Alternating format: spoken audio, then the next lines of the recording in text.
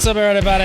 Welcome back to the Game Biz. It's episode 22 for April 17th, 2014. You're watching GameBreaker. I'm Gary Ganman. Joining me, as always, the one, the only, Mr. Monty Sharma. How are you, sir? I'm doing great, Gary. Recovered from PAX, just ready for the spring.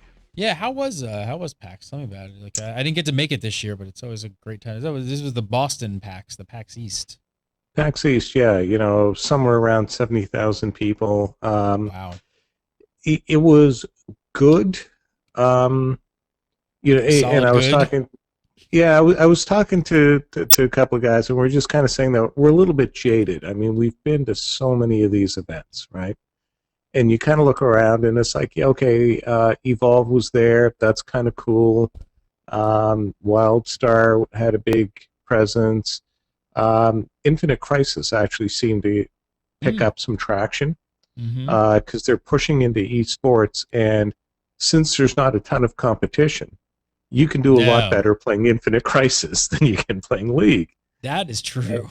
Wow. And it's just it's a funny thing that way. So esports, it's almost the kind of thing of you can be on the bench, playing hockey, or you can be a starter in Major League Soccer. What do you want to do? So that was big kind of turnout neat, for but Infinite. Big turnout. Yeah. They had a big tournament going on. Lots of people, and a lot of people walking away, sort of, I think, with a positive attitude towards it as well, because nobody really paid that much attention to it. Like, it's okay, it's out there, but and so that was something. But having said all that, our booth was right near the entrance to where the line, and PAX is this kind of thing where they line people up in these great big long lines for like hours before the door opens, and they throw open the door, and there's a bunch of people that are yelling at them, "Don't run, don't run." And so you see all these people scurrying as fast as they can, really excited and all this stuff, and it's like, wait a minute, sometimes we forget what we do for a living. Do you remember those days when you were that excited to go to a con? Yeah, it's like two old men now just complaining about cons. But it's true. It's like almost going to like the world's coolest arcade when you were a kid. You were just like, oh, this is like going to E3 or something. Then after like the 6th, 7th, 8th time you've done it, you're just like, oh right, God, E3. It's 2:00 in the afternoon. I think I'll head down to the showroom floor. Yeah. What was the coolest thing you got to see though, walking around? Anything like really stand out besides Infinite Crisis? So the funny thing is because we're in the industry, we didn't wait in any lines and we didn't look at anything. We stood behind the crowd, looked over their heads, and said, "Oh, that's kind of neat." Probably the biggest thing I'd say is the indie space is doing really well. There's a thing that they have called the Indie Mega Booth, and they rent space cheap for a bunch of indies. And so, there were things like World Zombie Nation, Allergy for the Dead, Disco Dodgeball, like just a bunch of little games that no one's really heard of, but that were neat. They were very different. They were a lot of fun. And, as you talk to people, the most surprising stuff that they saw all came out of the indie space. So, I think that was kind of neat. And that's like, what do you think that says about the time? Is that a direct relation to the fact that now the tools are available that like they were never available to, the average developer? Yeah, you can develop, high-end stuff for almost nothing these days. And, we've talked a lot about Unity in the past. The new licensing terms for Unreal 4, though, are really blowing people away. So Epic's engine, the stuff that was behind, most of the AAA titles for the last, 10, 12 years. And all of the AAA titles used it, everybody knew it, but Unity was so much cheaper, and they just sort of ate away the bottom of Epic's market. And so at GDC, they announced that, we're going to $19 a month in a share of revenue.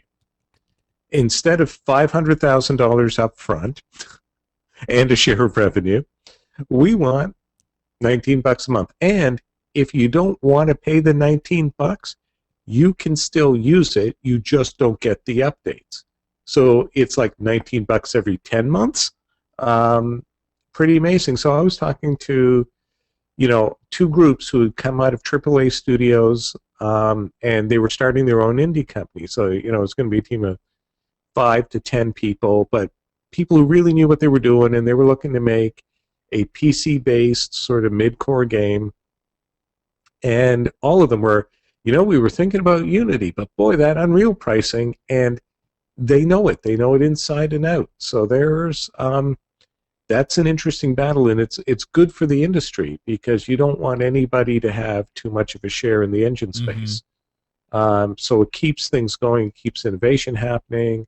Do you see like another? Do you see like another explosion because of these announcements specifically? Because I think right on the heels of that, then even the Cry engine had to come out with something similar. Yeah, so even exactly. The Cry engine did. So every now all the tools are just becoming. I mean, of course, there's a lot more in the pipeline there. The experienced people and lots of other things like artists and things. But I don't know. Do you think we're going to actually see? So if these things just happen in the past, like 60 to 90 days, do you think we're going to see the same thing? Like, or do you think we're going to see like a huge explosion in the next like 12 months?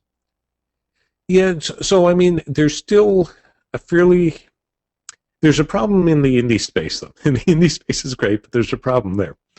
The problem is most of these teams are lean, and they don't have any marketing. And they don't, for the most part, understand marketing. Apologies to all my friends who do. But, it's usually the people who are at the core of the team are the guys who build stuff. And the guys who build stuff are not the guys who sell it. And they tend to have a rather simplistic view of what it takes to sell it. So, one of the things that has been lacking, and we're starting to see the rise of a few companies who are sort of focusing in on okay, look, we'll help the indies sell. And we can do that, and that's worth, some percentage of their business. And so those guys, coupled with better tools, is going to create a whole bunch more games that are successful. Like there's a lot of games out there that you just never heard of. And I actually heard of somebody talking about the business model of actually trying to go out there and license games that have not done very well. But you look at them and you say, wait, that's a good game. It's just crappy marketing, and put marketing around it. So I think we're going to see that whole sector sort of professionalize, and you'll get some better stuff, and it'll be better managed. Well, there's no excuse for anybody watching this show who wants to be a game developer. That's for sure. Unity, Unreal, Cry. It's all there. Say Unity is one of the best. I've been toying around with it. It's pretty amazing. So, all right, let's take a question here. First up this week from Brian. It says, hey, Monty, I love my work as a psychologist. I can't help but wish that I was in the gaming industry. Would I have to pull a professional 180-degree turn, or are there some parallels through which I could sell my skill set to those in the industry? Thanks for your hard work and insight. What do you think, Psycho? Yeah, I mean, games are essentially psychology, right? You are trying to understand the motivation and the behavior of these players. So what's getting them going, what keeps them playing, all of that sort of stuff. So, I know a number of game designers who have actually come out of a psychology background, and one of them essentially described it as, yeah, you know what? I thought of all the psychological tricks that I saw in all these other games, and I tried to build it all into one game. And, you couple all that stuff together, and there's absolutely a hardcore element of psychology. I mean, you can get players to do something. I mean, think of what playing a game actually is, right? You're sitting there tapping something. How long will you tap something without a game? 5, maybe 10 seconds? Yep. You put a game around it, and you'll tap that thing for days. And that is all understanding behavior. I'm still trying to find the game in, Cookie, what's the cookie game? Cookie Clicker. I'm still trying to find the game in that. So. That's straight psychology. It's competition, it's comparison, it's equity. That's all there is. I mean, Cow Clicker, same deal. All of those sorts of things are like, wow, Goat Simulator. What is it? Why does that? And that sort of it's that rambunctious attitude. They like that. That's kind of fun. That's cool. It's different. Hasn't been done before. Those are the sorts of things. So, I don't think it's a 180. Maybe it's 10, 20 degrees off of where you are, and it's a different approach as to how you bring the psychology to bear. If you want to take small steps, there's all sorts of things around, games and health, and how do you use games to help people deal with social issues? How do you use games to help? We worked on stuff with autistic kids. There's all sorts of behavioral things that you can do on the health side that gives you a chance to be more of a psychologist and part of a game designer. And then after you've done that for a while, you're comfortable with it, you take the next step over and you go from being, serious games to entertainment games because you've got that transition. So would you recommend somebody in like Brian's position, maybe do like try and find one of those like games more around health or something, and then sort of volunteer on the side to help them out with it, to get their resume, get something in the gaming industry on their resume? Yeah, I mean, you can try, you can talk about it. I actually think that if you looked around, and again, depending on where you are geographically, you just might find people who are willing to spend some time messing around with you, do a passion project.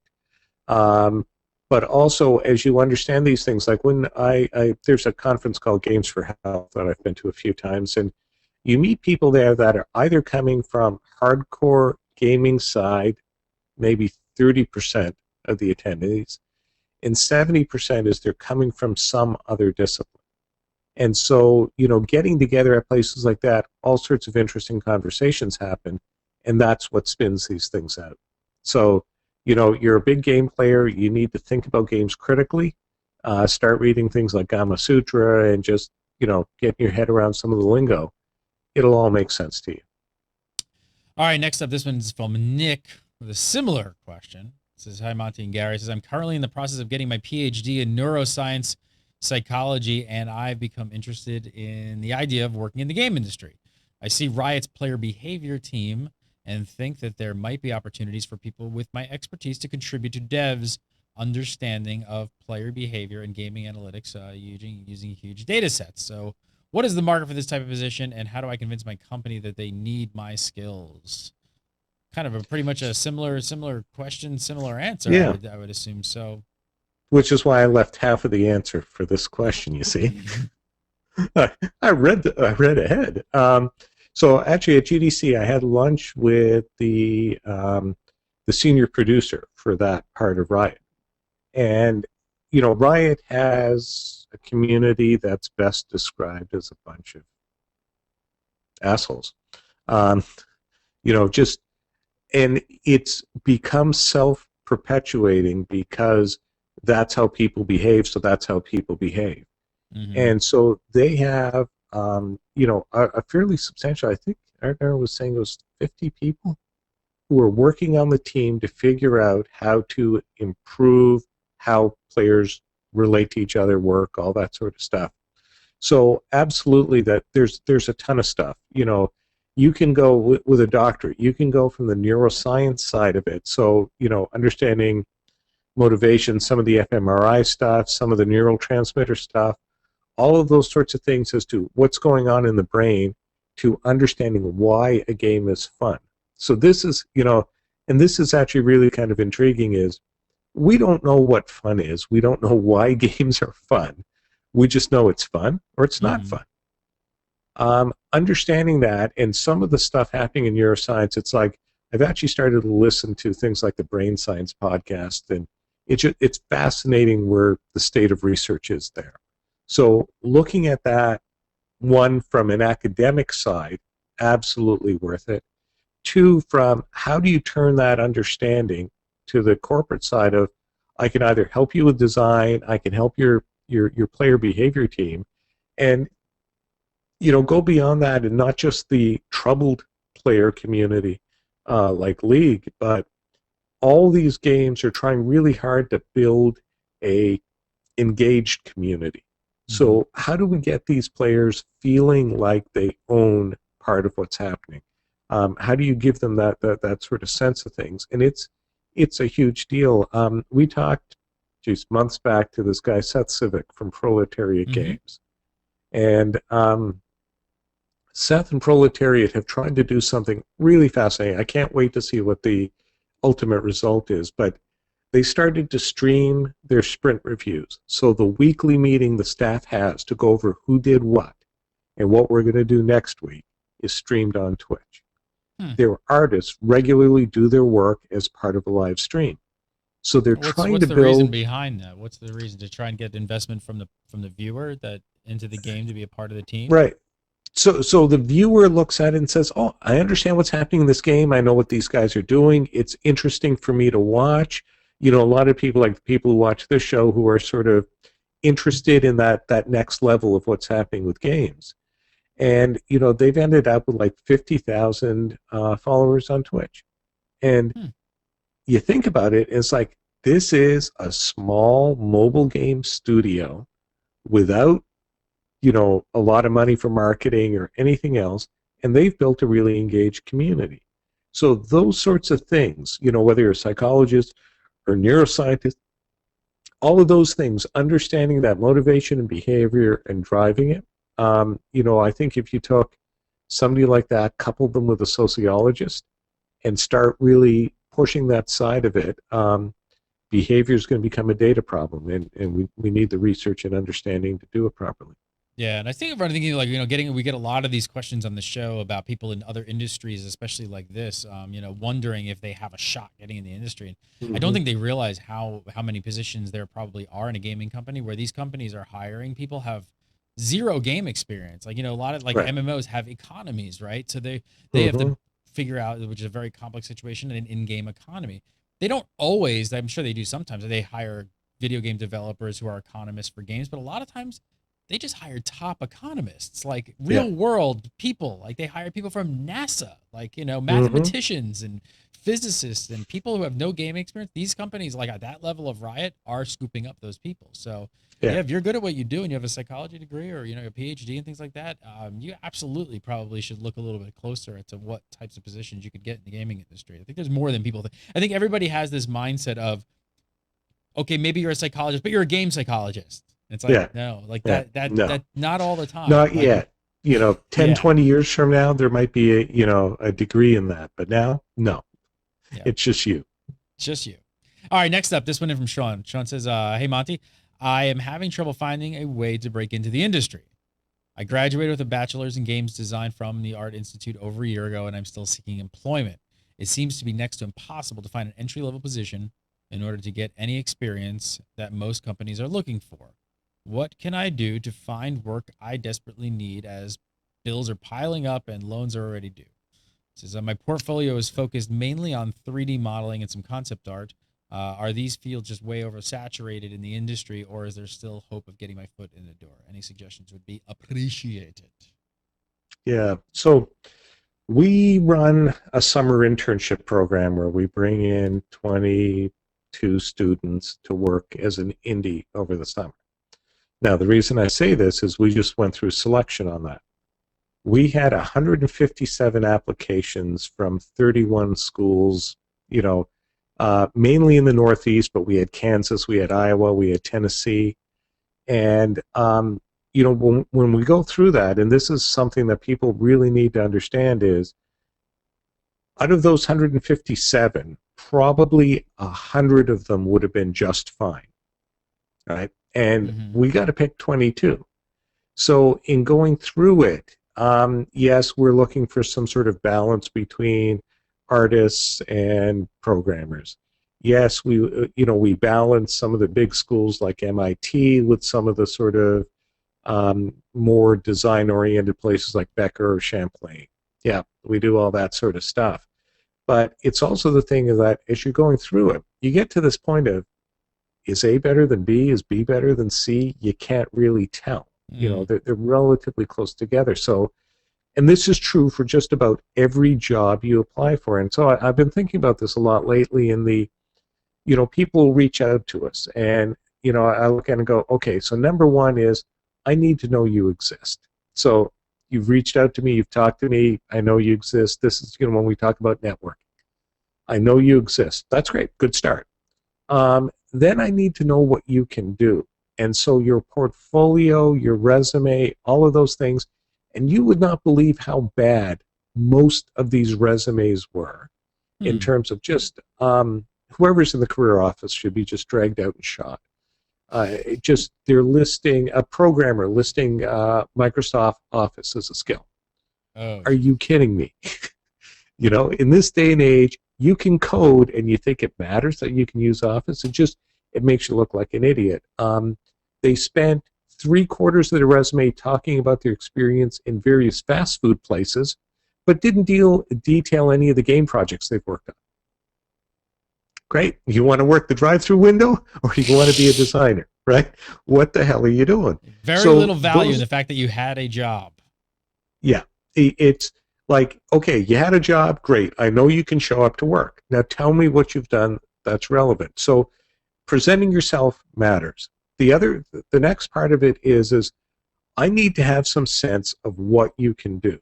So if your portfolio, you know, I talked to one student, it's like, look, your portfolio is decent. You have a number of pieces in it, but they're all the same thing. It's all sort of a Gears of War thing. Nice, you did a great job at it, but if I'm doing, you know, My Little Pony, I don't know if you can do that. Show me some range. And so, you know, we had a number of applicants from the Rhode Island School of Design, RISD, you know, so where Seth MacFarlane went, and, you know, a lot of big names. This is a high-end place. And they're all really, really good people. And then the ones who kind of edged through were the ones that, oh, the diversity and the difference in what they've shown in styles, that's great. We know they're going to be really flexible. And it's little things like that that end up doing it. So if you want to break in, you know, it goes down the path of people need to know you're there, and that does not mean applying for a job, because that is probably the most unlikely way to get hired, is to send in an application. You got to talk to people. You need to have some sort of reference, some sort of hook as to why should I even look at your application, because most of them, they're screened by HR first, right? You need something to get past it. Then you need to make sure you've put your best foot forward with stuff, that there's stuff there that makes me say, yes, I understand.